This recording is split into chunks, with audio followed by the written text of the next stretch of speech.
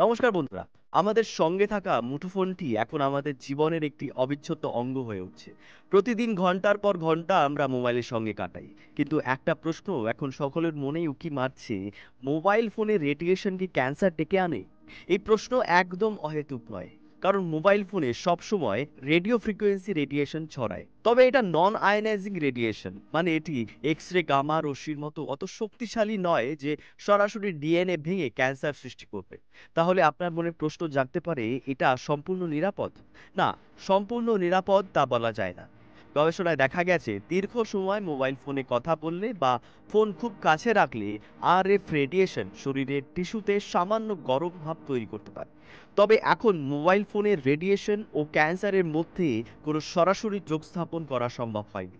বিশ্ব স্বাস্থ্য সংস্থা এখনো পর্যন্ত মোবাইল ফোনকে পসিবলি কার্সিনোজেনিক তালিকায় রেখেছে। তার মানে হলো এটি ক্যান্সারের ঝুঁকি বাড়াতে পারে এমন কোনো প্রমাণ নেই।